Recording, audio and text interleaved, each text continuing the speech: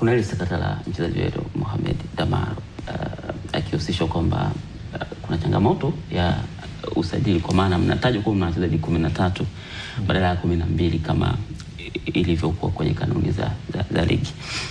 Ili kwenu msimamo wenu ukoje? Sisi Club Young Africans inafuata taratibu zote za usajili wa wachezaji na taratibu za mashindano.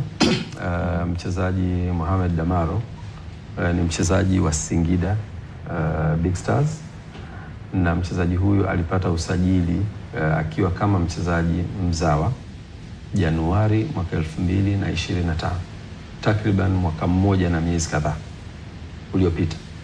Alikuwa amesajiliwa kama mchezaji wa Kitanzania, na katika utaratibu wa usajili ni kwamba ukisha msajili mchezaji unapata leseni. Ile leseni inakupa tafsiri ya kwamba mchezaji huyu ni mchezaji wa kigeni na mchezaji huyu ni mchezaji mzawa, kwa maana mchezaji Mtanzania.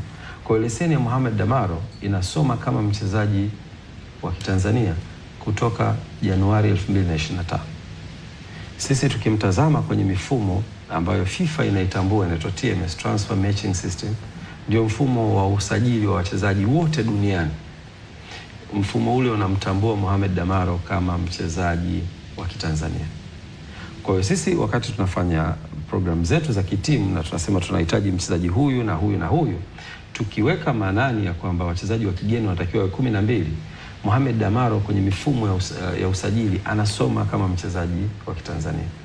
Kwa hiyo wakati tunamuomba kutoka Singida mwaka mmoja baada ya kupata usajili huo, kwa maana ya Januari 2026, tulimuomba akiwa mchezaji ambaye anasomeka kwenye mfumo kama mchezaji wa Kitanzania.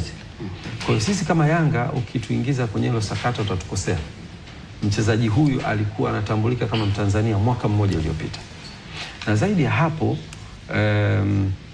usajili wa msimu uliopita ulimruhusu kucheza nusu ya msimu, kwa maana ya Januari 25 mpaka mwisho wa msimu akiwa kama Mtanzania. Na baada ya hapo usajili mpya wa msimu huu wa 25 26 akapata leseni mpya tena inayomtambua kama Mtanzania. Na leseni hiyo sisi Januari wakati tunamuomba kutokea Singida alikuwa anaitumia leseni hiyo inayotolewa na mamlaka husika. Na mamlaka zenyewe ni mamlaka zinazoendesha mpira Tanzania, kwa maana TFF. Lakini kabla tunarudi nyuma, tunaona akiwa na pasipoti ya Tanzania na tunamuona akiwa ametajwa kwenye press release kutoka uhamiaji, mamlaka inayotoa utaifa wa mtu ikimtambua kama Mtanzania. Sisi huko hatupo. Nadhani Kinyandu umekata kiu ya nani, maana ndio Uswahili wenyewe.